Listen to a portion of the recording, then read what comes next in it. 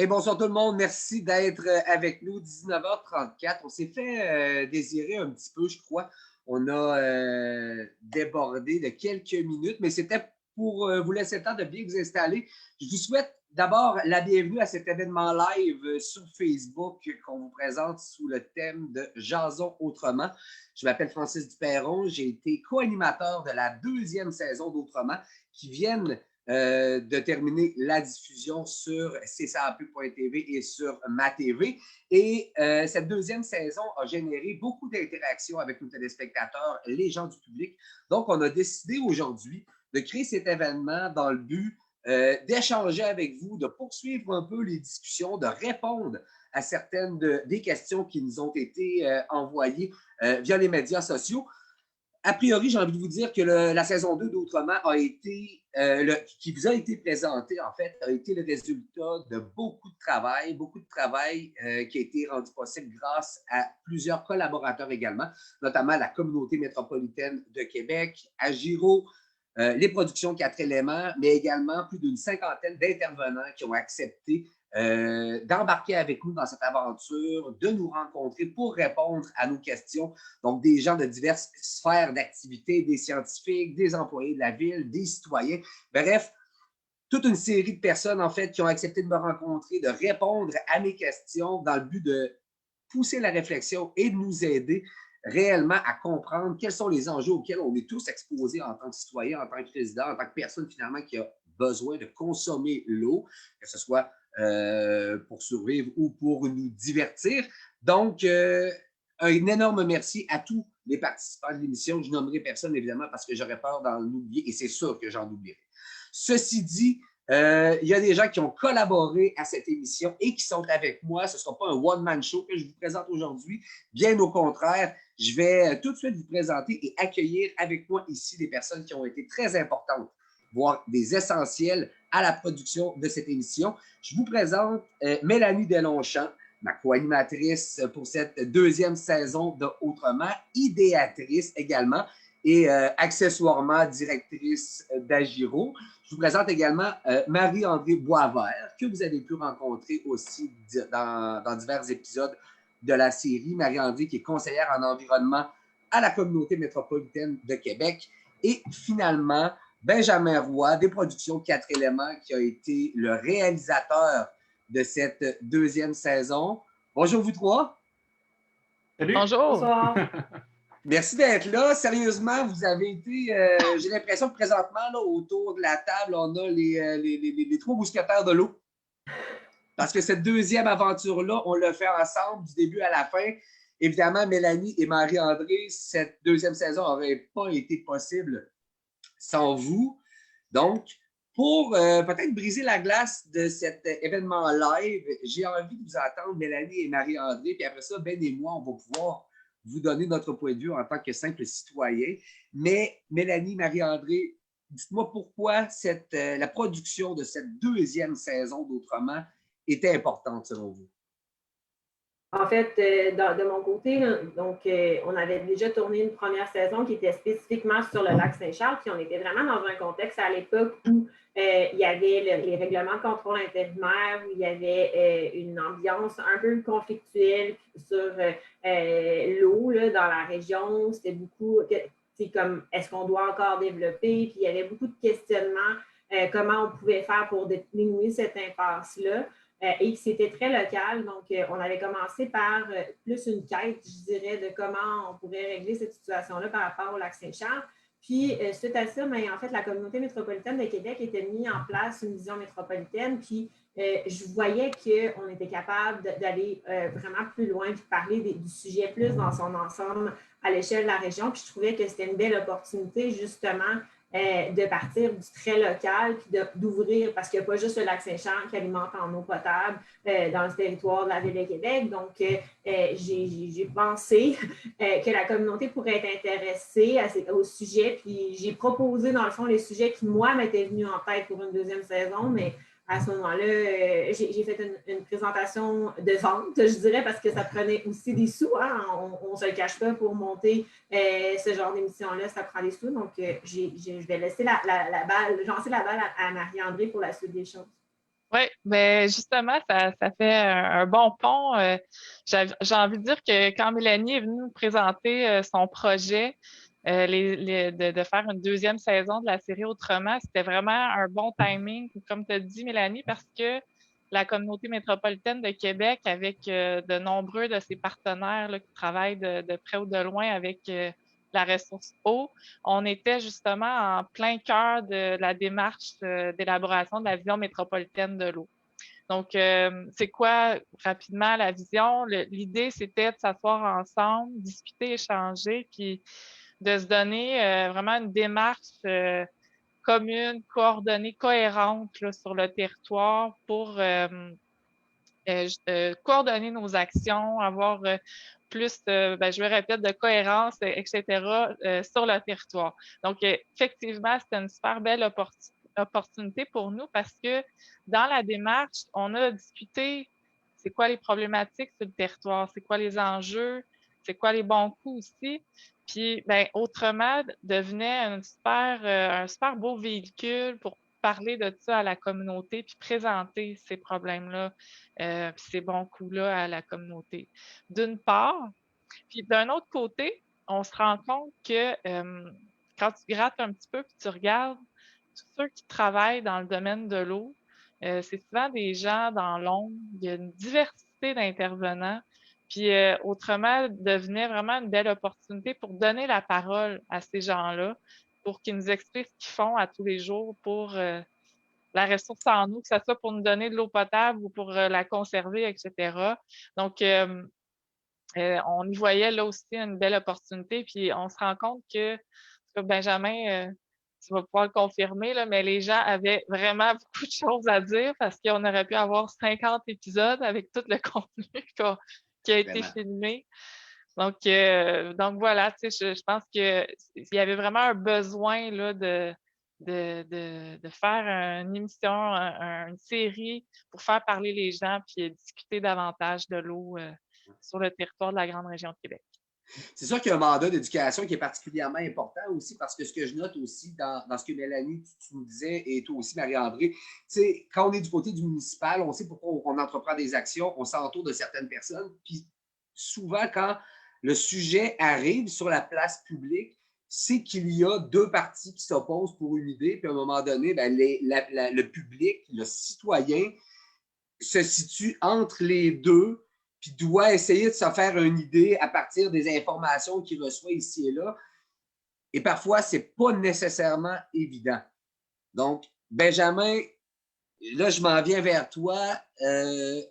On est de cette catégorie, hein, les citoyens qui sont un peu entre les deux. Et en début de projet, on avait la réalisation de ce projet-là à embarquer dedans.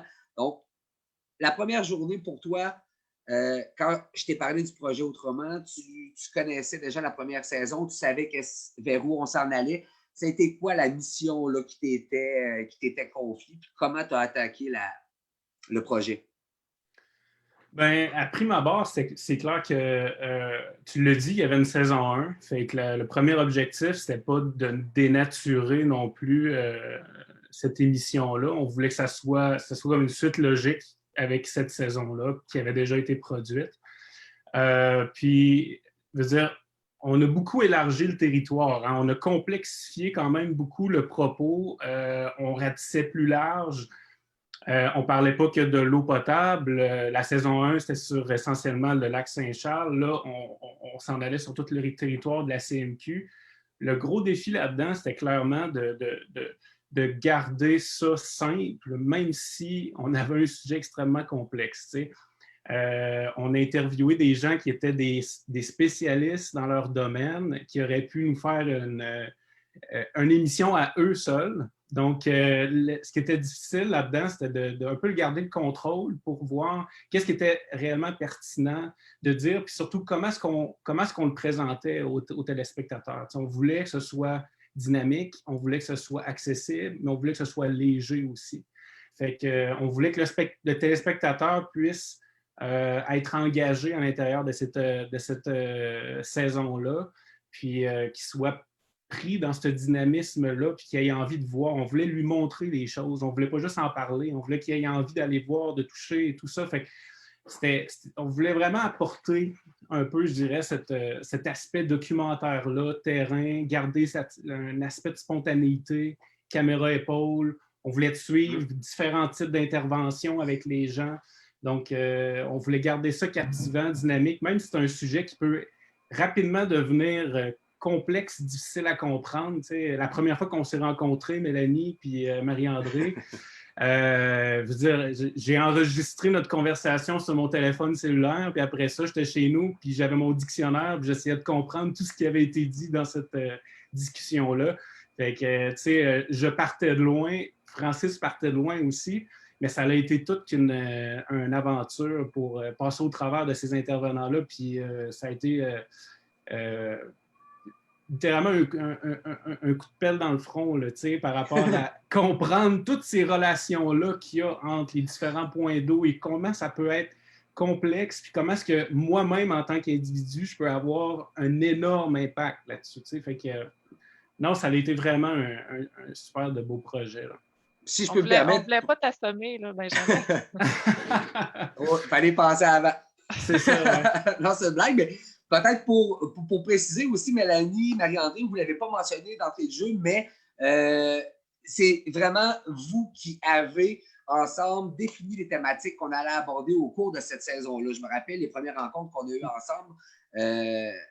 Il commençait à faire beau, on s'était réunis chez Agiro, puis Ben et moi, on s'est présentés avec les notes qu'on avait prises, avec on pensait avoir pris de l'avance par rapport à la définition des thématiques et à l'avancement du projet. Puis quand on s'était assis chez Agiro, vous avez commencé à vous parler, on s'est aperçu que vraiment notre mission se définissait à ce moment-là. Parce que quand vous en discutez ensemble, vos connaissances sont tellement évidentes, c'est tellement poussé qu'à un moment donné, si on veut juste interpréter tout ce que vous dites, ben, je pense que Ben a eu le bon truc, c'est de vous enregistrer, de vous réécouter, puis à la limite, googler ce que vous venez de dire pour bien le comprendre. Donc, notre mission, puis quand avec Ben, on l'a travaillé, moi en tant qu'animateur, vous aussi sur le terrain, c'était de m'assurer que les gens qu'on allait interroger en fonction des thématiques qu'on s'était données, j'allais être en mesure de ramener aussi au niveau du citoyen les thématiques et les propos abordés.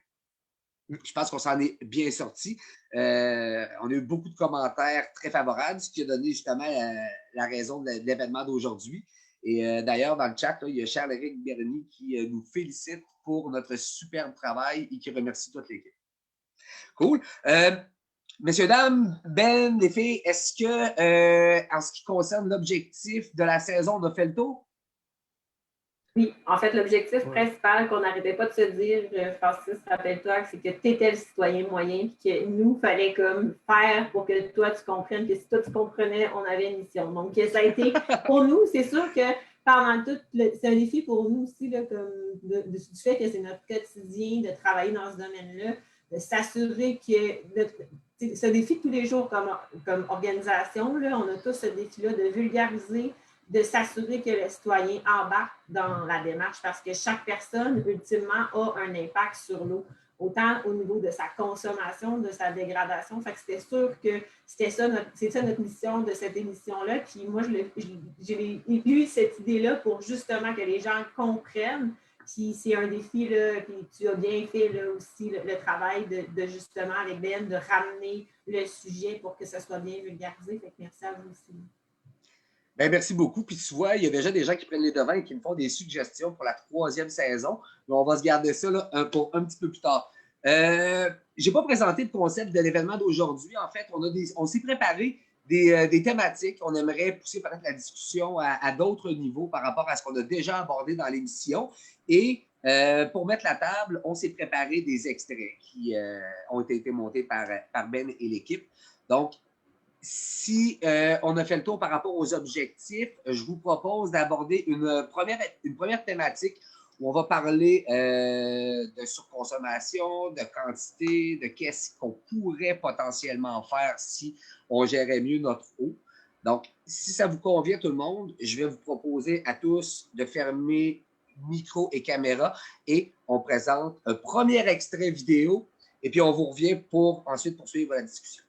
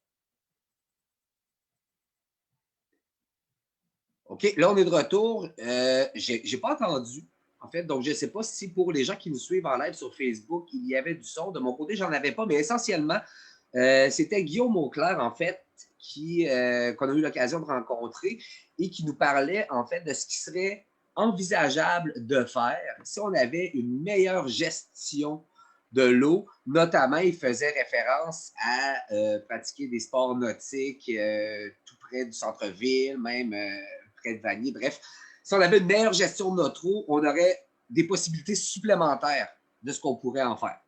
Mélanie, Marie-André, j'ai quand même bien résumé le propos. Oui, en fait, c'est que il y a beaucoup d'eau qui est prise pour l'alimentation. Sur la rivière Saint-Charles, quand on pense qu'il y a 300 000 personnes qui utilisent l'eau, puis qui remplissent leur piscine, puis qui font tous les usages. Puis Guillaume, ce qu'il explique, c'est que si dans les périodes de pointe, c'est-à-dire quand il y a justement beaucoup de demandes, puis qu'il fait très chaud, les gens restent, diminuer la pression, ben, en fait, on pourrait peut-être garder des usages sur la rivière. Du fait que tout le monde utilise l'eau extrêmement, de manière très importante dans les périodes de sécheresse au mois de juin, quand tout le monde veut arroser sa pelouse, etc., c'est là qu'on se retrouve avec presque pas d'eau dans la rivière et une qualité de très mauvaise qualité parce que ce qui reste finalement, c'est de l'eau dégradée. Donc, Guillaume, comme organisme, depuis des années, il milite pour justement rétablir les activités, l'usage dans la base Saint-Charles. Puis, c'était principalement ses propos. Ce que j'ai beaucoup apprécié justement de l'approche que Guillaume proposait, c'est que de façon générale, quand on parle de préserver la ressource pour ne pas en manquer. Je trouvais que Guillaume amenait un point de vue qui était encore plus intéressant, c'est si on y faisait attention aussi au niveau de la gestion qu'on en faisait, on était un petit peu plus conscient du potentiel que ça a. C'est là qu'on arriverait avec des activités supplémentaires. Puis l'enjeu évoqué par Guillaume avec le lac Saint-Charles, je ne sais pas, Marie-André, est-ce qu'il y a d'autres endroits sur le territoire où d'autres possibilités, en fait, deviendraient disponibles dans l'éventualité si le consommateur, en fait, faisait un petit peu plus attention? Bien, dans le cas de l'explication de Guillaume, c'est vraiment un enjeu de conciliation d'usage. Puis oui, sur le territoire, il y a d'autres exemples. Là. Ce qui me vient en tête automatiquement, c'est le lac Saint-Augustin. Donc, évidemment, là, c'est peut-être pas, il n'y a pas la question d'approvisionnement en eau potable, mais reste que le lac et de moins en moins de bonne qualité, puis compromet de plus en plus les différents usages. Fait que, puis les gens veulent l'utiliser pour des activités plus récréo-touristiques, mais ils peuvent plus parce que l'eau n'est pas de bonne qualité. Donc, des problèmes de conciliation d'usage, on en retrouve un peu partout sur le territoire. Puis, le cas particulier de Guillaume, là, ce que je trouve intéressant, c'est qu'on dirait qu'il rencontre toutes ces conciliations d'usage-là. On a à la fois l'eau potable, le récréotourisme, puis mine de rien, l'extrait est tiré de l'épisode sur les changements climatiques. Puis ce qu'il faut comprendre aussi, c'est que ce qui explique Guillaume, c'est que tout ça va éventuellement être exacerbé par les changements climatiques. Ça va être encore pire. Donc, c'est d'où l'importance, puis je dirais l'importance d'agir maintenant là, pour diminuer notre consommation, pour faire en sorte de mieux concilier les divers usages. Ouais. Puis ce qu'il disait aussi, Francis, il expliquait que le problème avec l'eau, c'est que dans le sens, quand on en veut, souvent, il en manque, puis quand on n'en veut pas, on n'en a pas besoin, il y en a en surabondance. T'sais. Fait que au Québec, on vit avec ça aussi, les différentes saisons, l'accessibilité en eau n'est pas la même durant toute l'année. Fait que c'est d'autant plus un enjeu ici là, par rapport à ça. Là. Ouais. Puis éventuellement, même, on aura à choisir aussi. C'est sûr que là, avec Guillaume, on avait une approche là, de ce qu'on pourrait faire potentiellement, mais avec les températures qu'on connaît, on l'a connu l'été passé, un été qui est arrivé super rapidement, des chaleurs rapides, des longues périodes sans pluie. Ça faisait en sorte qu'à un moment donné, les réserves diminuent grandement. Puis quand les municipalités commencent à émettre des droits ou demandent aux gens de consommer leur consommation, ça peut sembler être une mesure qu'on ne comprend pas a priori, mais quand on s'aperçoit qu'au final, on aurait peut-être à choisir entre avoir de l'eau potable et piger à même les réserves des services d'incendie, c'est qu'à un moment donné, cette information-là, je pense que les gens en sont peut-être pas suffisamment conscients. Mais quand on nous demande de cesser de consommer et que les gens continuent de le faire quand même, c'est éventuellement à ça qu'on pourrait s'exposer. Effectivement, c'était très fort d'entendre la Ville de Québec de dire que l'année passée, en juin, quand il y a eu une sécheresse, finalement, qu'ils se sont questionnés sur le fait que s'il y avait eu un incendie majeur dans la Ville de Québec, on aurait pu avoir une problématique d'alimentation. Puis ça, on devrait l'entendre plus souvent pour que les gens réalisent que quand on demande de cesser les utilisations pour extérieur et d'arrêter de remplir les piscines, c'est que à un moment donné, il y a un enjeu réel là, quand il y a trop de demandes. Il peut arriver qu'il n'y en ait plus. Puis ça, au Québec, les gens ne l'ont pas compris parce que ça n'arrive pas. Il y a des endroits là, dans le monde où on coupe l'électricité. J'ai été en Afrique du Sud l'année passée, puis on avait des épisodes où il y avait des blackouts d'électricité à tous les jours parce qu'il n'y avait pas assez d'électricité pour tout le monde. Puis il y a des endroits aussi dans le monde où il n'y a pas d'eau pour tout le monde. Donc, il y a des moments dans la journée où il n'y a plus d'eau. Donc, mais ça, au Québec, on n'a pas cette situation-là. Donc, c'est le coût de l'eau aussi. Hein? C'est le fait qu'on ne la paye pas qu'on ne se rend pas compte de tout ça. C'est ça. Évidemment, on ne souhaitera jamais de malheur, mais encore, avec l'hiver qu'on a connu, au moment où on se parle, on est tôt dans l'année, puis il n'y a à peu près plus de neige nulle part. On n'a pas eu d'énormes quantités. Puis si l'été arrive aussi rapidement que ça a été le cas l'année passée, je ne voudrais pas faire mon prophète de malheur, mais j'ai l'impression qu'on devrait avoir à rencontrer les mêmes enjeux en début d'été cette année. Mais on a déjà des enjeux, là, dans le sens que en fin de semaine, il y a déjà eu des feux sur le territoire, donc dans le bassin versant de la Présido. Donc, s'il y a des feux qui se déclarent, bien, ça demande de l'eau.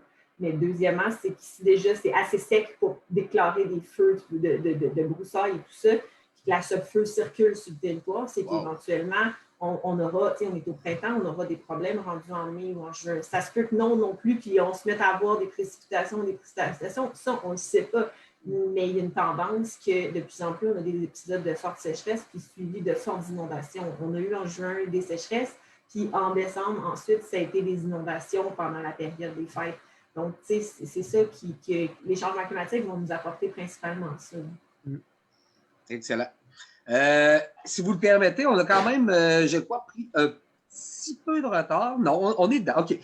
Je vous propose qu'on ait regardé un prochain extrait, idéalement avec le son, cette fois-là. Et on va vous parler des surverses. Et c'est de la qualité d'eau dont on vous parle au retour.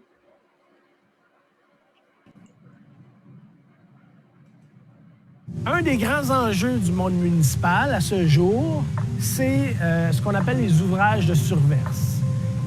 L'ouvrage de surverse, c'est sur l'ensemble du réseau d'égouts, tu as des clapets. Et ces clapets-là vont ouvrir quand il y a un apport trop grand d'eau dans le réseau.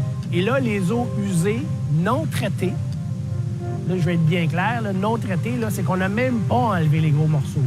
Okay? Ce qui sort, là, c'est pas très ragoûtant. Les eaux usées non traitées vont être déversées directement dans une multitude de points de déversement dans nos cours d'eau. Et ça, c'est très problématique.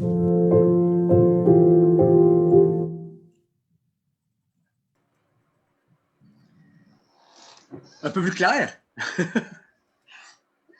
Donc, on vient d'entendre parler des surverses. C'est où la grande problématique, justement, quand il y a les déversements auxquels on vient de voir là, la référence? Oui, bien, en fait, je peux reprendre un peu les propos. C'est que l'idée, c'est que de la manière que c'est assez complexe là, comme problème, là, mais c'est beaucoup un problème de gestion des eaux de pluie, puis aussi de la façon que les réseaux pluviaux sont faits. Là. Des fois, il y a des problématiques d'anciens réseaux qui sont unitaires, là, bon. Mais sans rentrer dans ce détail-là, je pense qu'on peut amener ça à la gestion des eaux de pluie, c'est que la manière qu'on construit nos villes, nos municipalités, on met beaucoup de surfaces imperméables, l'asphalte, des stationnements, d'asphalte, beaucoup de bâtiments et tout. Puis ça fait en sorte que quand il y a des pluies, des grosses pluies, l'eau va pas s'infiltrer dans le sol, elle va ruisseler rapidement dans les cours d'eau.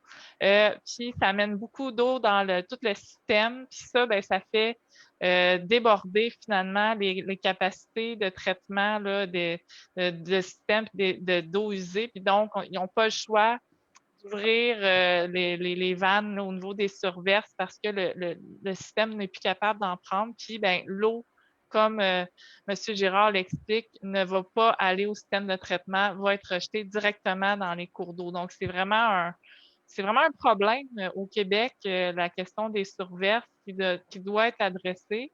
C'est sûr que c'est quelque chose qui est suivi par le ministère de l'Environnement, mais somme toute, je pense que c'est un dossier qui mérite amélioration dans le futur, évidemment. Puis ça va passer par la gestion des eaux de pluie. Et est-ce qu'au moment où on se parle, on a l'impression que, là, que le dossier est pris en considération, qu'on travaille dans la bonne direction pour corriger la situation? Ben, tu avais l'air à vouloir parler. Ben, ça n'avait pas nécessairement rapport avec vers où est-ce que tu t'en allais, Francis, mais le point que je voulais dire, c'est que, tu sais, on parlait de la vision métropolitaine de l'eau, puis le point des changements climatiques. C'est un autre point, ça aussi, comme de quoi que ça ira pas en s'améliorant dans le temps. Tu sais, plus Guillaume en parlait dans son épisode aussi, mais comme de quoi que l'eau tombe chaque année, mais de plus en plus de manière condensée. Hein? On a à peu près les mêmes précipitations, mais là, ça vient que cette eau-là tombe dans un moment plus court. Fait que toute cette eau-là qui tombe plus rapidement avec l'imperméabilisation des sols, c'est clair que, je veux dire, si on ne le gère pas, ça ne sera pas mieux dans 5, dans 10 ans. Là, mais en fait, ce que Francis t'allait dire, c'est que excuse-moi, ça... Vas-y, Mélanie. C'est ça. Ce que Francis t'allait dire, c'est que dans le fond, est-ce que c'est adressé, est-ce que ça va comme s'améliorer dans le temps? En fait, les municipalités voudraient bien le faire, mais c'est une question aussi de subvention. Là, on s'entend que quand ils arrivent pour faire ce genre de gros travaux d'infrastructure-là, puis qu'on veut remplacer des conduites, parce que quand on parle de conduite unitaire, ça veut dire que tout se mélange entre l'eau de pluie et l'eau des maisons, l'eau sanitaire se mélange ensemble. C'est quand il y a trop d'eau, justement, au lieu de refouler et rentrer dans les maisons, on va comme le libérer dans les rivières. Mais à un moment donné, c'est des gros investissements. Fait que pour pouvoir s'assurer d'avoir ces investissements-là, c'est qu'il faut que le gouvernement du Québec fédéral investisse massivement dans ça. Puis, Jean-François a dit dans l'émission quel élu va se faire élire en promettant « je vais grossir les tuyaux ». Donc, c'est sûr que c'est un enjeu majeur de se dire qu'il faut prendre plus d'argent puis les mettre dans le souterrain, puis d'améliorer cet assainissement-là. Puis, je dirais qu'il y en a quand même eu de l'amélioration par rapport à ça les dernières années, mais c'est un enjeu de est-ce que je protège mon eau à la source? Est-ce que je mets l'argent sur la potabilité? Est-ce que je le mets sur le traitement? Est-ce que je le mets sur des tuyaux ou l'usine de traitement qui rejette directement au fleuve? Donc, tu sais, c'est un choix des villes là, présentement. Dans une autre émission, on parlait que la ville de Montréal avait juste un dégrillage puis qu'il n'y avait pas encore de traitement pour renvoyer au fleuve. Bien, est-ce que je choisis de gérer mes surverses ou je mets de l'argent sur mon usine? Ça fait depuis des années 90 qu'à Montréal, ils sont supposés de mettre de l'argent pour traiter directement, tu sais, pour avoir au moins un traitement, pas juste un dégrillage avant de rejeter au fleuve. Ce n'est pas encore fait parce que ça coûte trop cher. Donc, c'est tout ça, tu sais, c'est des investissements massifs qu'il doit y avoir. Puis, tu sais, quand on parle de s'en aller vers une économie verte, bien, je pense que ça injecter de l'argent dans l'économie présentement pour une relance, ça serait un bel endroit de le mettre là, dans des infrastructures de ce genre-là parce que ça va faire travailler des gens, mais ça va aussi améliorer la qualité de l'environnement. Quand on parle de la réduction de la consommation à la source aussi, on a une partie de la solution là, qui, elle, coûte peu. Ne serait-ce que faire un peu plus d'éducation, faire comprendre aux gens les impacts qu'on peut avoir dans nos consommations, parce que nos statistiques au Québec sont pas... On est assez dans le top là, au niveau des consommateurs. Là. On consomme 10 litres par jour par individu, énormément comparé à d'autres endroits dans le monde. Hein. Encore là, moi, je vais revenir tout le temps à la charge sur le fait qu'on n'a pas le prix de l'eau au Québec, qu'on ne sait pas c'est quoi la facture de l'eau, on n'a pas la connaissance, même pas la connaissance de ce qu'on consomme.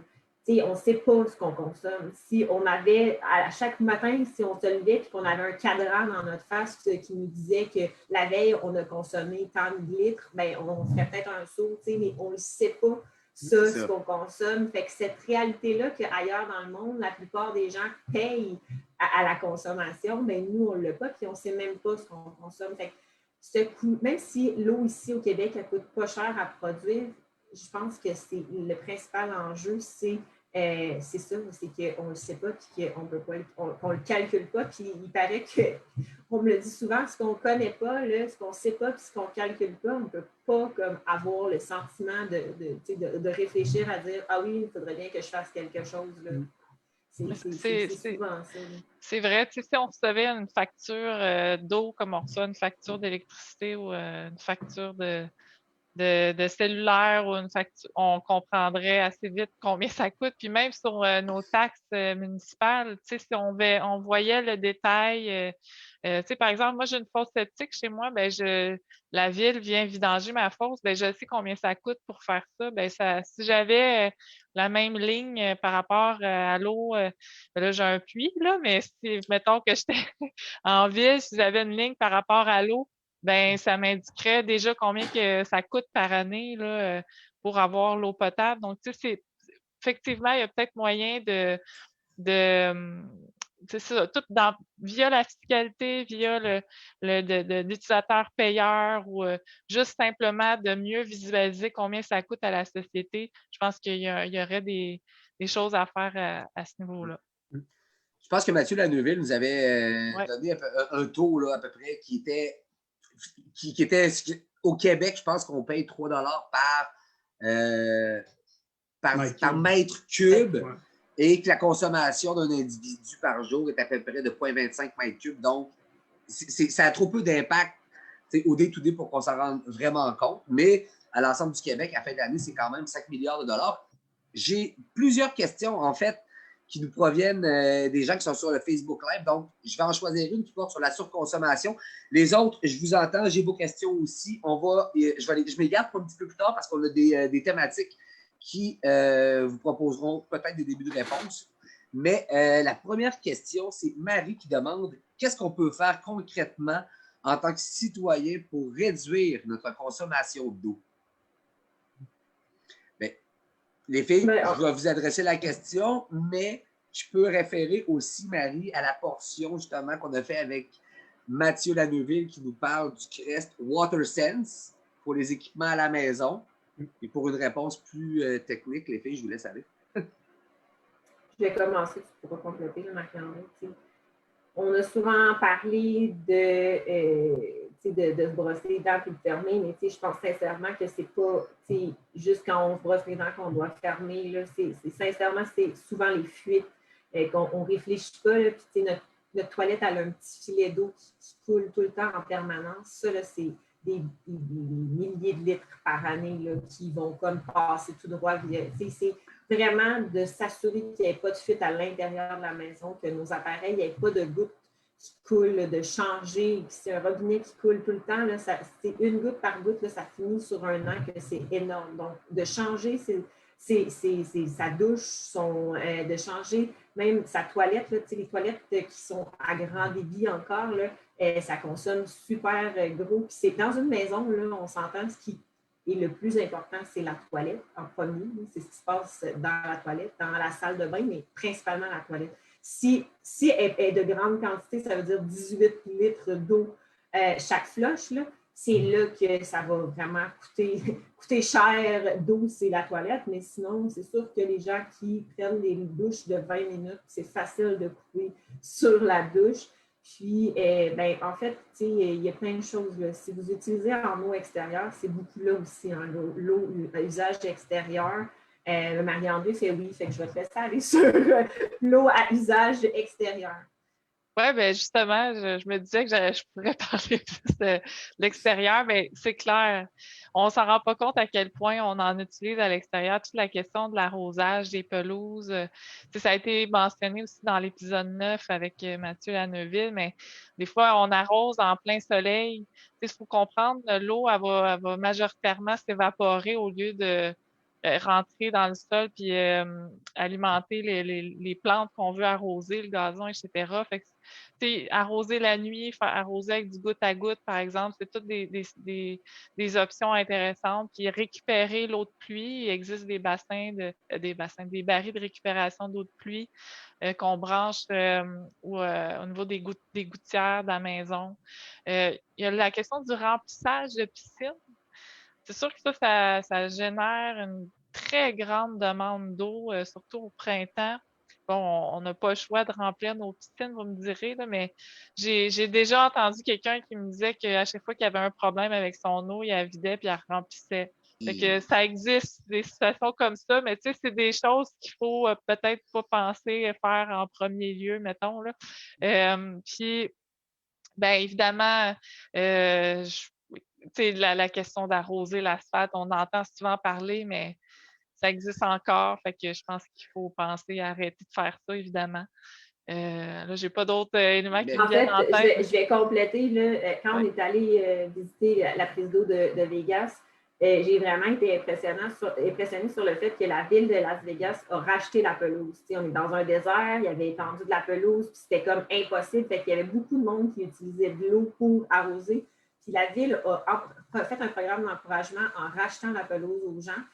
C'était exactement, je ne me rappelle plus là, du dollar du pied carré. Mais ce que ça faisait, c'est qu'ils demandaient aux gens de mettre des jardins désertiques. Donc, au lieu d'arroser, les gens n'avaient plus besoin d'arroser. Fait que c'est peut-être aussi d'adapter notre milieu. On n'a pas vraiment besoin d'arroser des arbustes, puis on n'a pas. Fait que peut-être que si on faisait du réaménagement aussi, on éviterait d'arroser la pelouse. Donc, ça peut être aussi, on n'est pas dans le désert, là, j'en conviens, mais je trouvais quand même que cette idée-là, puis ça avait énormément aidé la ville de Vegas de faire ça. C'était incroyable les statistiques qu'ils ont eues par rapport à ce programme-là. Donc, ça peut être aussi une idée pour nous. Donc, j'espère que Marie t'aura pris quelques notes parce qu'on a des tips. Sinon, comme je te le dis, tous les épisodes de la série sont encore disponibles et Mathieu Laneuville nous donne de super conseils là, dans l'épisode 9. Donc, c'est à voir ou revoir. Il y a plusieurs autres questions, Étienne, Théo, Gigi, mais j'ai pris un peu de retard sur notre planning et que j'aimerais quand même qu'on respecte pour se garder un petit peu plus de temps vers la fin pour répondre au plus de questions possibles.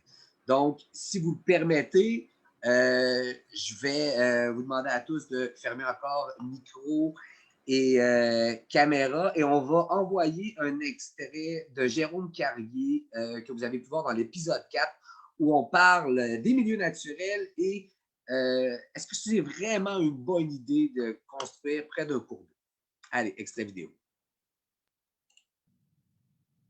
L'érosion, c'est un phénomène qui est naturel. Si on regarde dans le fin fond du parc des Laurentides, un cours d'eau là-bas, ben, il y a de l'érosion dessus, le cours d'eau bouge, il n'y a pas d'enjeu. C'est où que l'érosion finit par causer un problème? C'est quand on a des infrastructures proches, quand on a construit notre maison proche, notre route proche.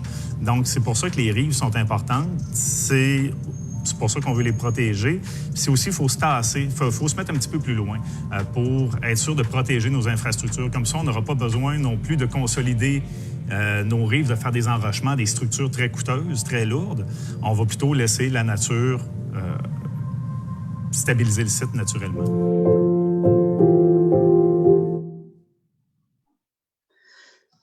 Donc, c'est sûr qu'on a eu un bref extrait, en fait, là, mais on a parlé avec notre invité, en fait, là, de l'érosion des sols, des berges, de la réglementation aussi qui existe actuellement. Je pense que lorsqu'on acquiert un terrain qui est en bordure d'un plan d'eau, on doit respecter un 10 ou un 15 mètres pour pouvoir construire sa propriété. Est-ce que de respecter les règles dans leur minimum tel que c'est présenté présentement, c'est une bonne idée ou non? Je pense que selon ce qu'on nous disait, ben, peut-être pas sur du très long terme. C'est sûr que ta proximité avec le plan d'eau va peut-être améliorer ton milieu de vie, mais pour du long terme, c'est peut-être pas une bonne idée parce que naturellement, les berges vont s'éroder et ton terrain va reculer. Est-ce que c'est est-ce que j'ai bien compris, en fait, ce que Jérôme Carrier essayait de nous raconter par rapport à ça? En fait, j'allais dire, tu sais, oui, mais tu sais, je commencerai en introduction en disant que l'humain est attiré par l'eau. Tu sais, c'est un réflexe naturel de dire je veux aller sur le bord de l'eau, c'est beau, c'est apaisant. À l'époque, c'est un moyen de transport. Tu peux te pêcher, te nourrir, etc. Tu sais, c'est un réflexe d'aller sur le bord des plans d'eau. Ça fait partie de n'importe quelle culture à travers le monde d'ailleurs. Fait que, tu sais, on est un peu par l'historique, on est un peu pris avec ce réflexe-là d'aller sur le bord des plans d'eau. Par contre, c'est comme si les gens ne savaient pas assez, on n'était pas assez sensibilisés à les conséquences de s'établir de façon permanente sur le bord de plans d'eau. On le voit beaucoup avec les inondations. Là. C'est sûr que dans l'extrait, on parlait de l'érosion plus particulièrement, mais c'est interrelié là, au bout du compte. Mais l'image frappante des inondations qu'il y a eu en 2017, les gens ont réalisé à quel point ils n'étaient pas vraiment à bonne place. Puis là, on entend dire que les gens oublient ça rapidement. Je peux comprendre, mais je pense que les gens c'est tellement important pour eux d'être sur le bord de l'eau qu'ils font quasiment du déni, ils veulent vraiment rester là malgré les conséquences. Fait qu'on voit à quel point c'est incrusté dans les mentalités. C'est sûr que les municipalités ont quelque part un rôle à jouer pour bien informer, bien orienter finalement le développement qui se fait le long des cours d'eau pour bien sensibiliser la population à ce sujet-là. Il y a des gains, hein, parce que la semaine passée, ou il y a 2 semaines, il y a la loi 67 qui est passée où on vient de gagner la protection des espaces de liberté. C'est nouveau, là, comme nous, comme ça fait longtemps qu'on entend parler ceux qui travaillent dans le domaine, mais les citoyens en ont peut-être pas tant entendu parler que ça, qu'une rivière, ça va se déplacer. Dans le sens que quand on dit que ça va créer de l'érosion, c'est juste qu'une rivière, ça s'est toujours déplacé. Puis que là, nous, on était tellement proches, c'est la même affaire que le fleuve Saint-Laurent. Le fleuve Saint-Laurent, on pense que c'est un tunnel et qu'il faut qu'il passe là. Mais à quelque part, s'il y a de l'érosion, c'est qu'il va se déplacer. Là, le gouvernement a mis dans la loi que l'espace de liberté doit être protégé. Donc, l'espace, souvent, on disait, on protège les rives 10 à 15 mètres. Puis 10 à 15 mètres, c'est très peu. Comme tu l'as dit, dans le temps, à un moment donné, ça va comme venir tout s'éroder. Donc, on va faire des gains dans l'avenir. On va entendre parler beaucoup plus de ça à cause des changements climatiques qui vont venir encore augmenter les problématiques d'érosion. On l'a vu là, cette année, le fait qu'il n'y a pas eu de glace sur le fleuve Saint-Laurent, ça a causé des problèmes aux îles de la Madeleine. Et aussi, pas dans le fleuve, mais dans l'estuaire, dans le Golfe, ça n'a jamais gelé cette année. Donc, il y a eu des grandes problématiques d'érosion, encore une fois, où il y a eu des grands pans des îles de la Madeleine qui sont disparus. Donc, c'est des phénomènes qui vont être de plus en plus importants. Et le gouvernement le sait, puis ils savent que les défis qui s'en viennent, puis qu'il va falloir s'adapter. C'est beaucoup ça, hein, le défi, c'est de l'adaptation qu'on doit avoir par rapport justement à se reculer des rives. Parce que l'érosion aussi, c'est un phénomène naturel qui contribue en fait à contrôler un peu le débit des rivières. C'est via l'érosion en fait que le débit de nos rivières donc se tempère puis qu'on évite peut-être des inondations, alors que quand on décide de détourner un cours d'eau, on va le faire passer en ligne droite à tel endroit pour éventuellement établir, que ce soit pour l'agriculture, que ce soit des quartiers résidentiels, c'est là qu'on s'expose peut-être à un problème. Parce que là, cette force-là, qui est ton courant d'eau, s'il est plus ralenti, s'il est plus contrôlé, c'est là qu'on peut s'exposer justement à avoir des mauvaises surprises au bout d'un certain nombre d'années. Effectivement, ça vient appris ta leçon. C'est bien appris ma leçon, hein? Plus qu'on rectifie et qu'on fait des lignes, plus qu'on prend de la vitesse. Quand la rivière elle serpente, souvent, c'est pour se ralentir. Puis quand elle fait ça, souvent, elle fait de l'érosion. Mais en même temps, bien, elle va se ralentir pour pouvoir arriver. Souvent, c'est quand on est en forte pente. À un moment donné, il faut que la rivière se ralentisse pour arriver dans un autre plan d'eau. Notamment, si on prend l'exemple du lac Saint-Charles, il y a des très forts méandres avant d'arriver dans le lac Saint-Charles. Ça sert à se ralentir, mais ça crée aussi de l'érosion. Donc, l'humain a eu comme réflexe de canaliser, de rectifier les cours d'eau, puis c'est pas tellement une bonne idée de faire ça parce que finalement, en bout de ligne, ça va déborder, ça va créer d'autres problèmes. Moi, je suis bien contente qu'on ait réussi à parler de ça à la télé. Wouhou!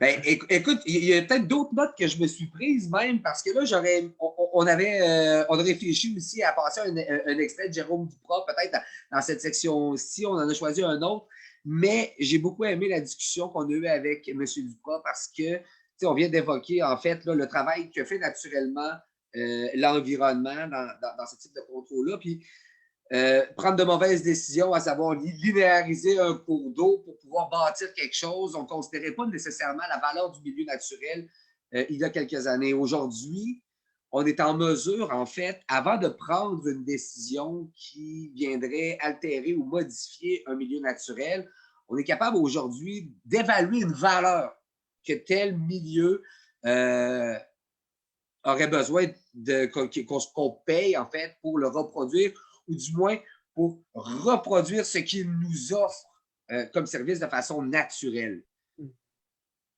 On le voit aujourd'hui, pour les riverains notamment, là, où on entend parler de revitalisation des berges, bon, peut-être à petite échelle, là, mais est-ce que ce que M. Duprat, puis l'évaluation qu'on fait aujourd'hui des milieux naturels, c'est quelque chose qui potentiellement va être intégré dans à peu près tous les processus quand viendra le temps de prendre une décision sur une modification de tel ou tel milieu naturel?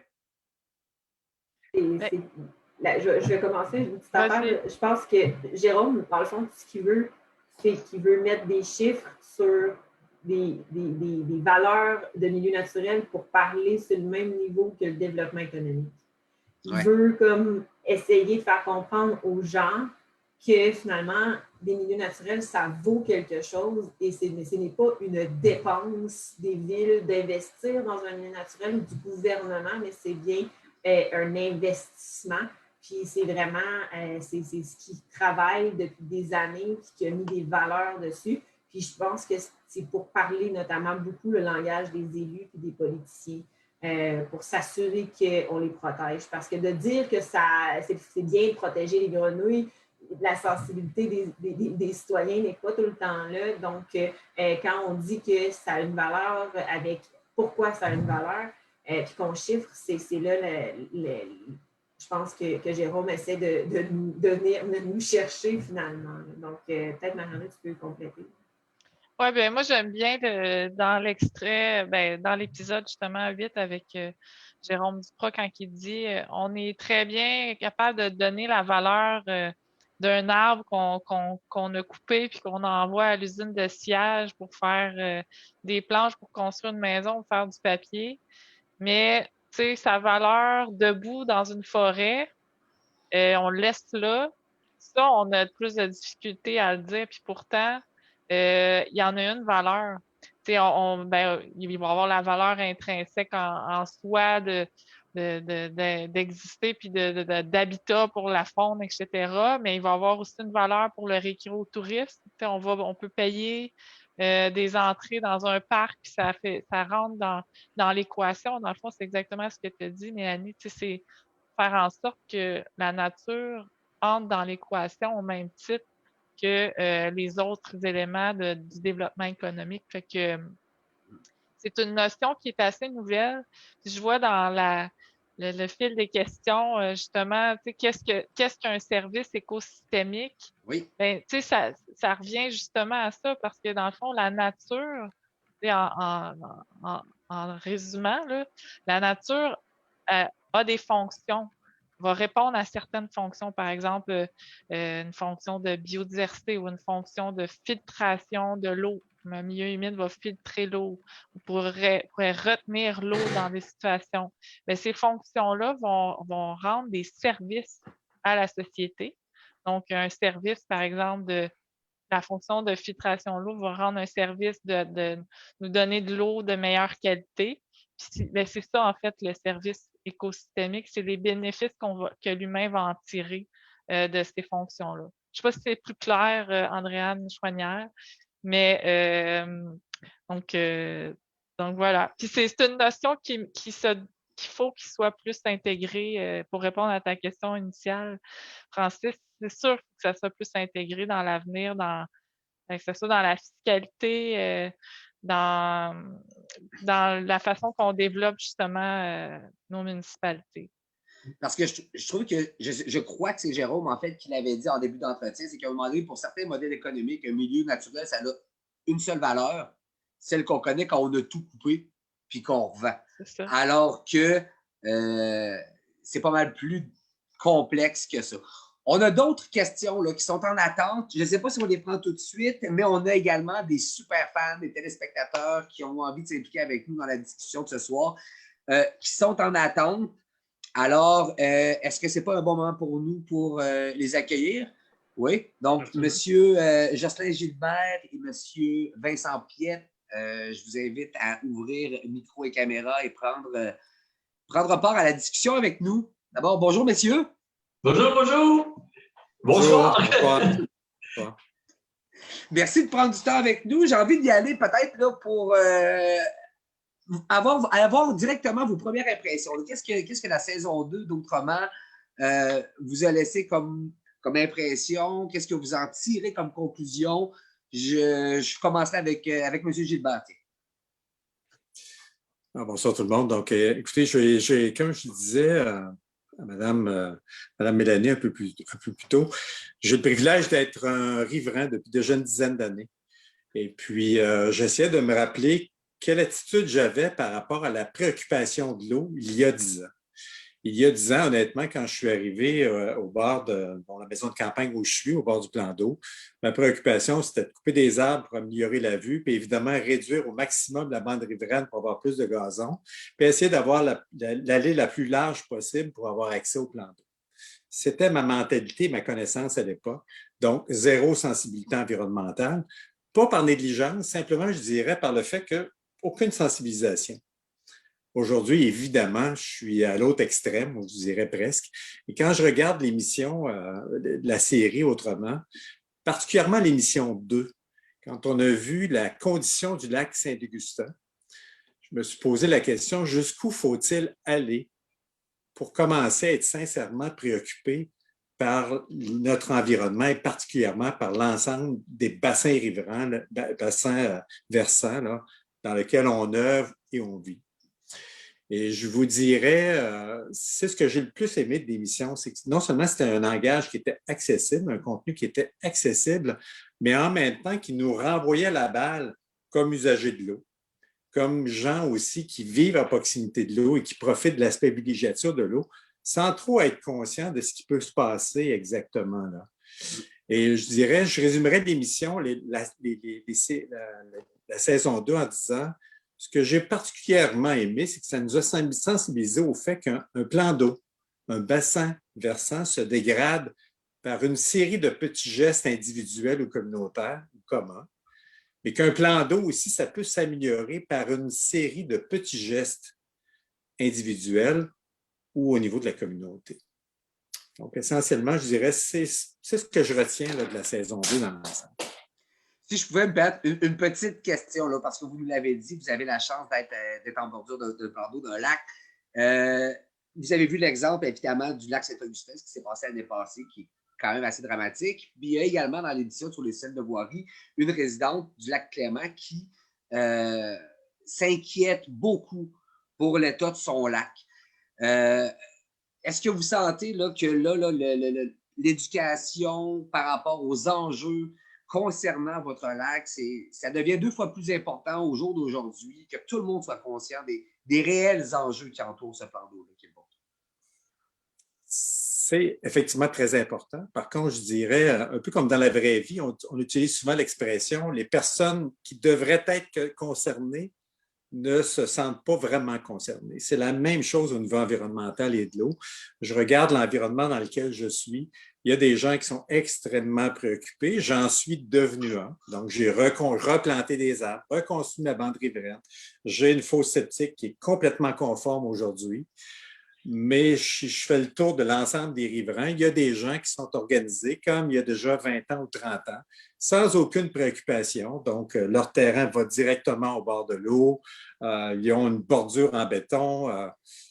Parfois, on peut se questionner, est-ce que la municipalité a fait le travail au niveau des fosses septiques? Bref, c'est extrêmement... Je ne pense pas que la sensibilisation encore est à là où elle devrait être. Est-ce que ça devrait passer par une réglementation extrêmement sévère comme celle qu'on a connue au niveau du bassin versant du lac Saint-Charles? Probablement que c'est la prochaine étape qui nous attend. Et à mon humble avis, je pense que c'est la seule option qui va faire en sorte qu'on va convertir tout le monde à avoir une préoccupation de l'eau qui est suffisante pour tous. Merci. Est-ce que Marie-André, Mélanie, M.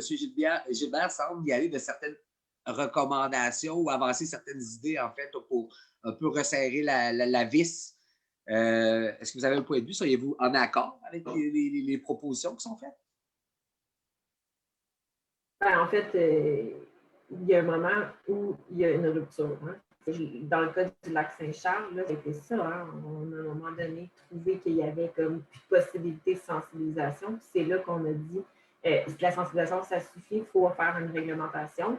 Il y a un point de rupture parce que quand ça fait 20 ans que tu répètes les mêmes messages et que ça ne se passe pas, c'est qu'il faut qu'il y ait quelque chose. Puis, il y a les programmes d'encouragement. Il y a possibilité, avant d'arriver à la réglementation, d'aller vers l'encouragement.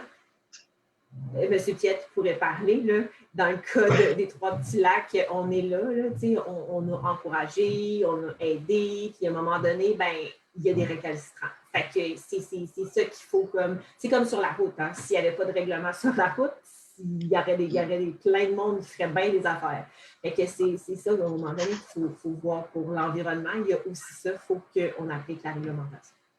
Absolument, absolument. Puis on vient à un endroit, dans un environnement, à un moment donné, on ne réalise pas ce qui se passe. Par exemple, les travaux que vous avez faits à Géraud, chez nous, aux Trois-Lacs, on savait qu'il y avait des anciens chemins forestiers, pas tellement loin du lac. Et quand il y avait de grosses pluies l'été, une quantité d'eau, en fait, ces chemins forestiers-là, inutilisés, devenaient des ruisseaux. Et l'eau arrivait en très grande quantité au lac. Et le lac montait rapidement sur les propriétés, par-dessus les ponceaux, etc. Alors, on ne réalisait pas, quelqu'un qui ne va pas dans la forêt ne voit pas la question d'imperméabilisation. Alors, vous avez fait des saignées, vous avez travaillé les anciens chemins forestiers pour rediriger l'eau vers la forêt pour qu'elle pénètre dans le sol pour éventuellement ressurgir à quelque part, mais au moins toute l'eau n'arrive pas en même temps quand il y a en fait, c'est un peu comme les surverses, dans le fond, mais en milieu naturel.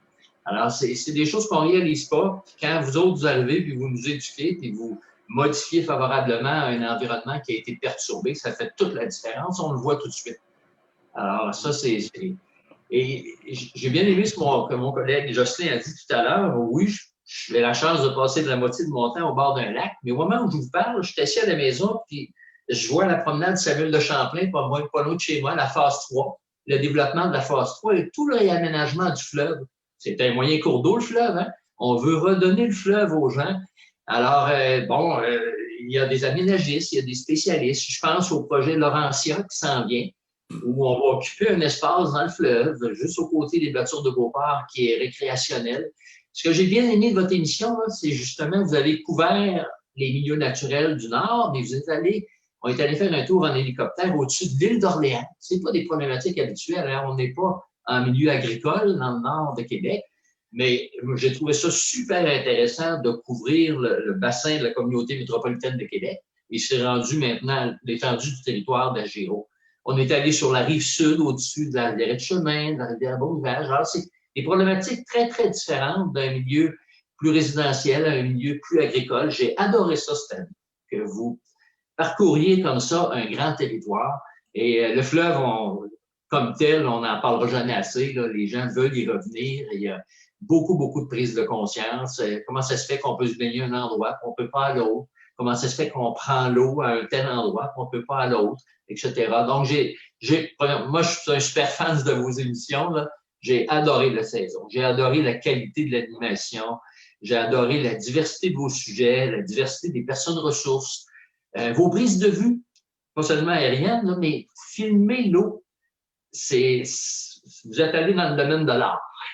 Filmer l'eau calme, filmer l'eau qui bouge avec des enfants, avec de la faune. J'ai adoré ça cette année, la qualité de vos prises de vue. Alors, non, moi, j'ai hâte déjà à la 3e saison. Il n'y a pas de doute. Ben, merci beaucoup. Merci beaucoup. Vos commentaires sont évidemment, puis votre présence ce soir avec nous est intéressante. Et plusieurs personnes nous questionnent sur les médias sociaux. Et j'ai envie de prendre la question d'Étienne Turmel qui, cette fois, va faire suite un peu à ce que vous venez de nous dire, M. Piette. Elle s'adresse à Benjamin en tant que réalisateur. On te demande, est-ce que c'était difficile de mettre en image un sujet aussi complexe et technique par moment? Ton son, Ben. Désolé. Ça a été un très, très, très gros défi, sérieux, dans le sens où on ne voulait plus nécessairement juste parler de l'eau potable, on voulait parler de l'eau récréative, on voulait parler de l'eau dans différents contextes. L'eau nous définit nos émotions, on le voit bien dans l'introduction aussi, tous ces apports-là de l'eau. Puis, c'est technique parce que vous ne savez même pas combien d'heures de contenu on est allé chercher. C'était plusieurs et plusieurs heures par émission. Donc, il y avait un gros travail de réalisation à faire, mais après avoir filmé, donc pour savoir exactement quoi garder, qu'est-ce qui était pertinent à mettre en ondes. Donc, là, c'est moi qui parle en tant que réalisateur, mais il y a une énorme équipe aussi en arrière de ce projet-là. Plusieurs monteurs ont travaillé sur les différentes émissions. Donc, c'est un gros travail collectif pour réussir à en venir à bout. Dans un contexte qui n'était pas facile aussi, hein, on s'entend là-dessus, Francis, là, on a filmé dans différents moments au travers de la COVID avec des restrictions différentes. Donc, vous avez sûrement rendu compte qu'à parfois, on voit des masques, parfois, on en voit un peu moins et tout. Donc, on s'adaptait en fonction des recommandations de la santé publique au travers de ça. Donc, absolument, un très gros travail. On n'a peut-être pas pu avoir accès à 100% des lieux qu'on aurait aimé visiter, mais quand absolument. Même, puis il faut remercier aussi là, les gens qui nous ont ouvert leurs portes parce que ce n'était pas dans un contexte qui était super simple, mais malgré tout, certains, en respectant les consignes et en respectant les mesures sanitaires, ont accepté de nous faire visiter leurs installations. C'est des images, en fait, qui nous ont énormément servi là, dans la production de la série. Il nous reste encore des questions. Il y en a une que je trouve... écoute, je vais prendre celle d'Étienne pour commencer. Question de sécuriser un petit peu. Étienne demande, j'habite sur le bord d'un lac. Quels sont les indices qui peuvent m'indiquer que l'eau est en train de se dégradée. Mélanie, Marie-André, Ben, M. Plette, je vous laisse répondre. Souvent, ce qui est évident, là, c'est quand il y a un enrichissement, bien, on va voir arriver des épisodes de fleurs d'eau de cyanobactéries, puis on va voir aussi un enrichissement, c'est-à-dire une prolifération des plantes aquatiques. C'est des signes très avant-coureurs qu'il se passe quelque chose avec notre lac, c'est quand il y a une explosion des herbiers et qu'il y a des cyanobactéries. Si on ne veut pas se rendre là, il faut bien surveiller l'évolution. Puis, je vous dirais que de suivre aussi les espèces qu'on a au niveau des plantes aquatiques, c'est très parlant. C'est comme si on n'a pas les moyens de faire des analyses d'eau, juste de suivre à l'œil nu, on va être capable de le voir. Puis après, c'est sûr qu'il y a des programmes qui existent avec le ministère de l'Environnement.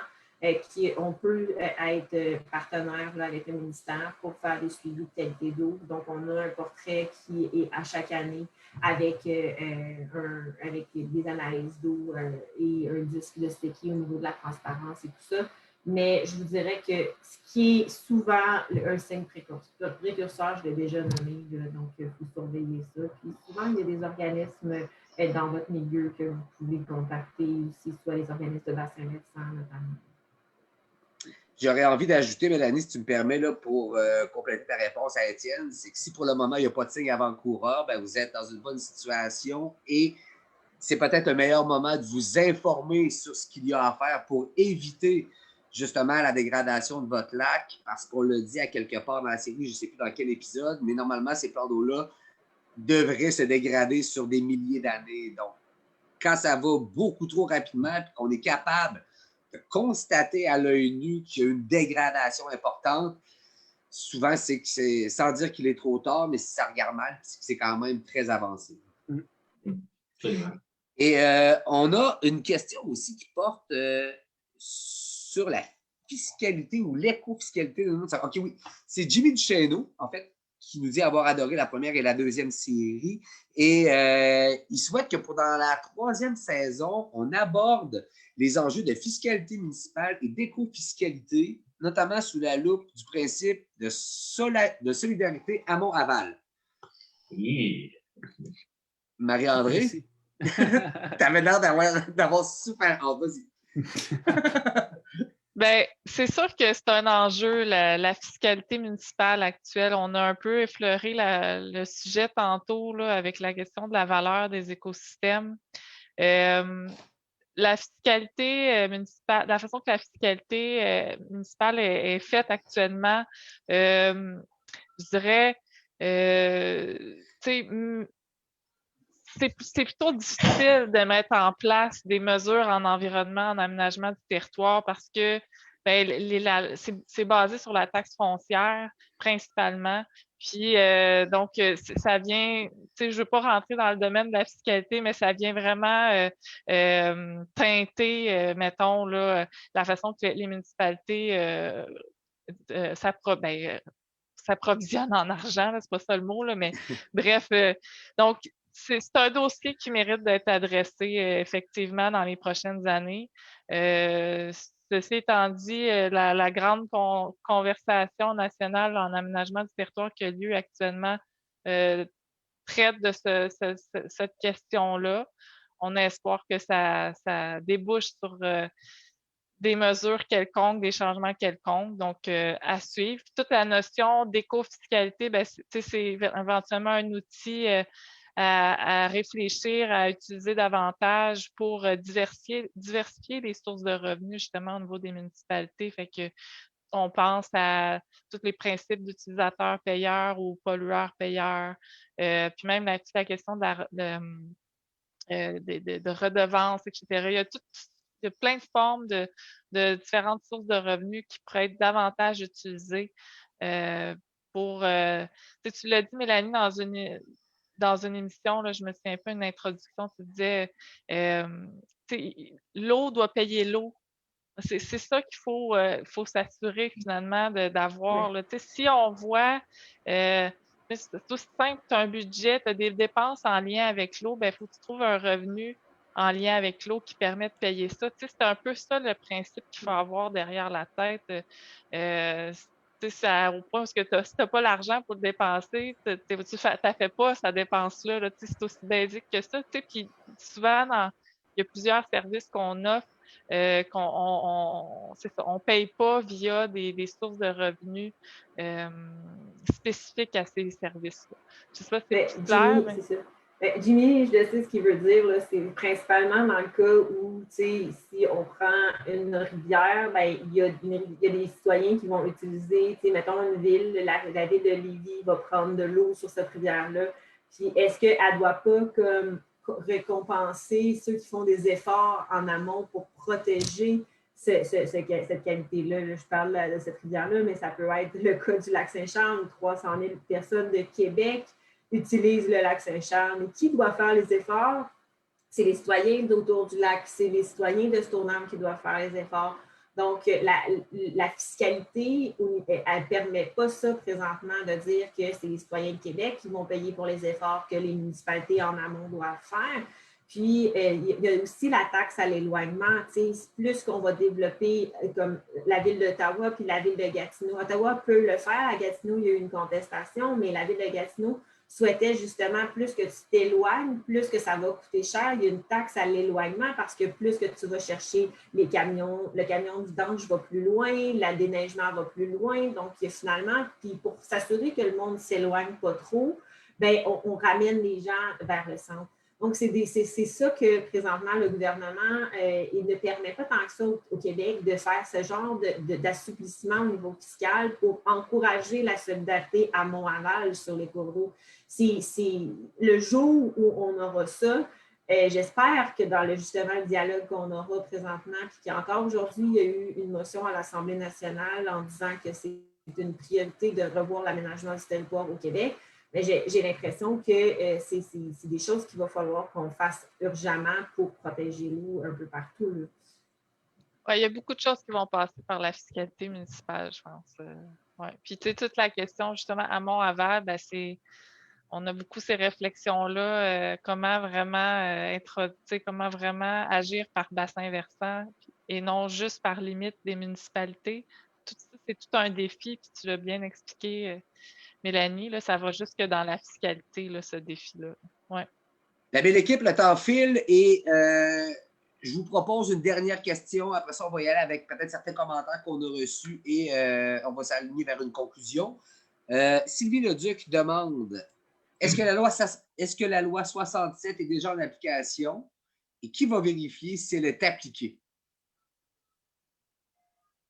Tu sais-tu, Marianne? Le projet de loi 67 sur les zones non d'arbres, c'est... Oui, mais en fait, il était adopté, sauf que là, il faut que ça passe, faut que ça soit traduit. Un règlement, il faut que ça soit traduit éventuellement dans toute la réglementation des MRC, tout ça. Donc, c'est pas encore en application. Là. Ça va être évolutif. Là. Donc, c'est une nouvelle loi, mais pour pouvoir l'appliquer, il faut que ça soit, la communauté métropolitaine va devoir adapter son plan métropolitain, les schémas d'aménagement devront être adaptés, les règlements des villes vont devoir être adaptés. Donc là, il y a comme toute une démarche qui va comme, ça va débouler, comme on dit, mais pour l'instant, on le sait par exemple que ça s'en vient. Oui, mettons qu'on est au premier balbutiement.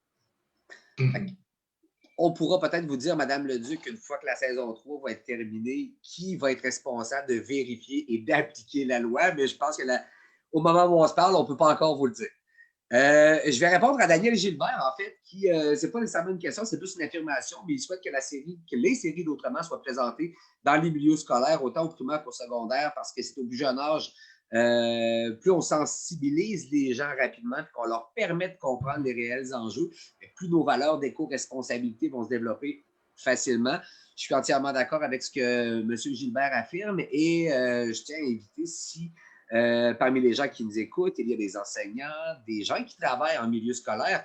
Les épisodes d'Autrement sont disponibles sur YouTube, sur la page YouTube de ccap.tv. Donc, on vous invite à partager le contenu qu'on a produit et qu'on a rendu disponible pour vous et d'en faire partager les milieux scolaires si vous avez cette occasion, si vous avez cette chance. Et Claudia qui demande Probablement autant que Claudia, j'espère avoir une réponse. À quand peut-on s'attendre à une saison 3 d'Autrement?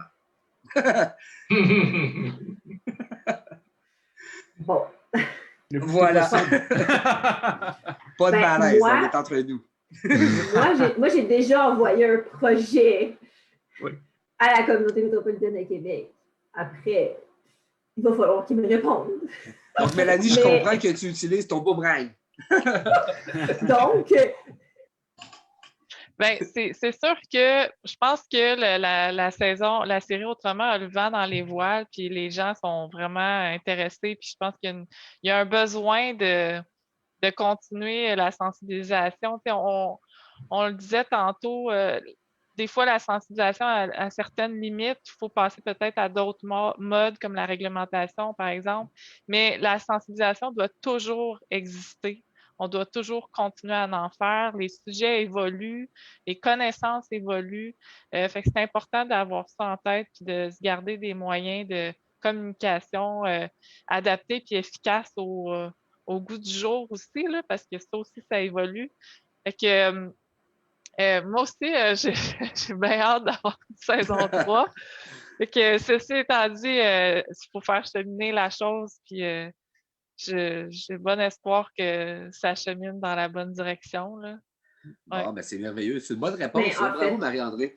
Pas pire, est-ce que vous voulez savoir un peu c'est vers où on s'en va ou pas? Ben là, c'est ça que j'allais demander. Là, puisque Marie-André vient nous permettre de rêver, faisons-le. Là, de quoi on va parler dans cette 3e saison d'Autrement?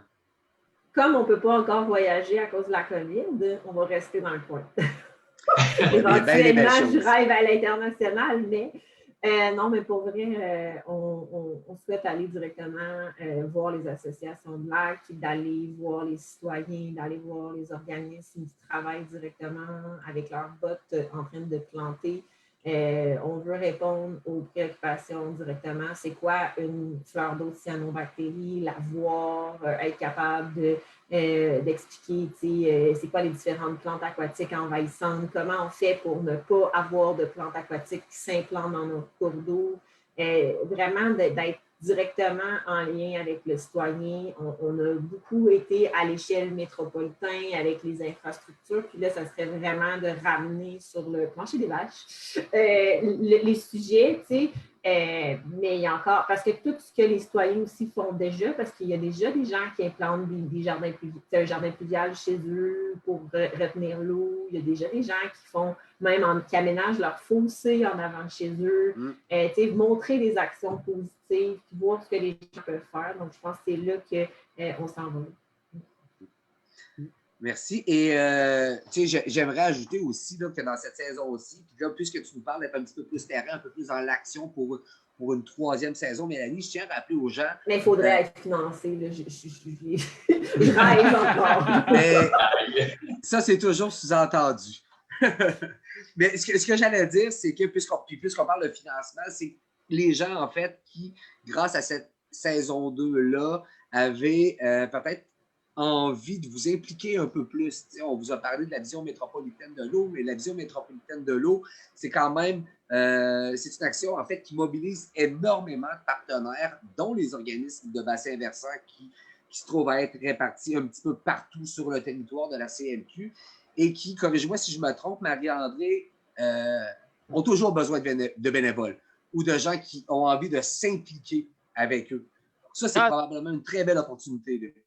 Ah, tout à fait, là, c'est clair. En tant que citoyen, je pense que si vous avez envie vous êtes intéressé par la ressource eau, vous avez envie de vous impliquer, le premier réflexe, c'est vraiment de contacter votre organisme de bassin versant sur votre territoire. Si vous n'êtes pas capable de le trouver, appelez-moi, envoyez-moi un courriel à la CMQ, je vais vous aider. Mais vraiment, c'est des milieux super dynamiques. J'ai moi-même déjà travaillé dans un OBV, je sais de quoi je parle, donc c'est ça.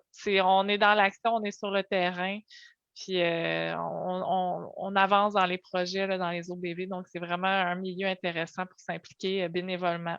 Ouais. Puis comprendre peut-être un peu plus, c'est aussi les réels enjeux que les différents OBV vivent. Là, on parle d'un mouvement en fait de concertation pour l'ensemble du territoire, mais on l'a mentionné dans la série, la concertation est importante parce que chaque municipalité, chaque secteur vit et a à faire face à des enjeux qui sont différents d'un territoire à un autre. Donc, c'est une belle solution. Évidemment, répondez peut-être présent quand des organismes, par exemple, comme Agiro, vous invitent à des journées familiales de corvée.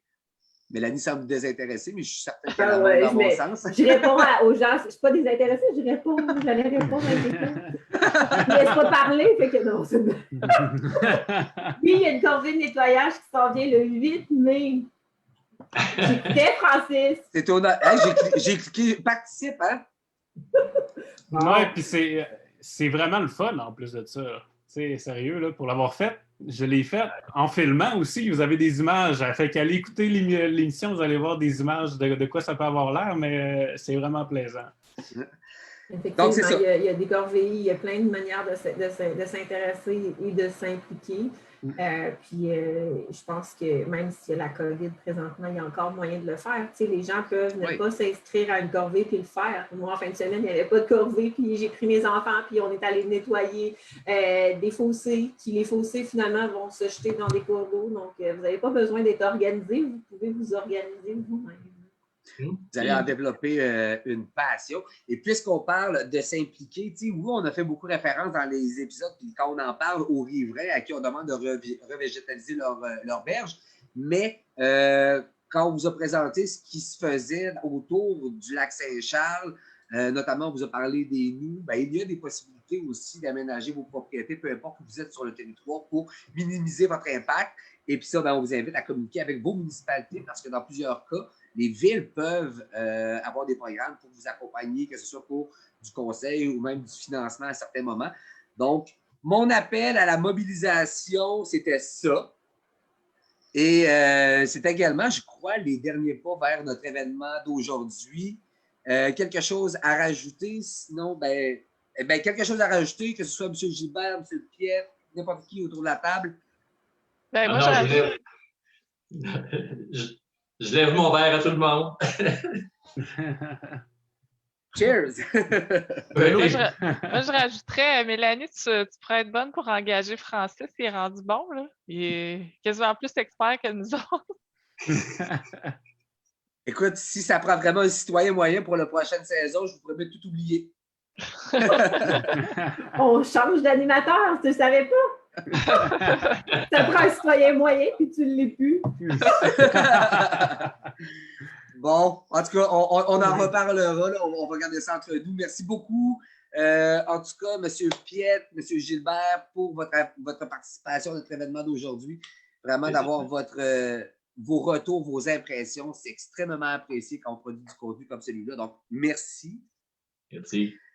Mélanie, Marie-André, évidemment, vous remercier, serait très peu parce que, sans vous, cette émission-là, puis cette production-là n'aurait même pas eu sa place. Et Ben et moi, on va se réjouir des discussions qu'on a eues aujourd'hui parce qu'on va attendre avec une certaine impatience d'officialiser une 3e saison de cette série autrement. Et pour les gens, on vous rappelle, je l'ai dit à quelques reprises déjà, mais tout le contenu produit, il est disponible en ligne. Vous pouvez le voir, le revoir, le partager parce que ce qu'on a fait comme exercice sur le territoire de la communauté métropolitaine de Québec a quand même des bases solides qui s'appliquent finalement à peu importe où vous vous trouvez au Québec, à Montréal, peu importe où vous vous trouvez.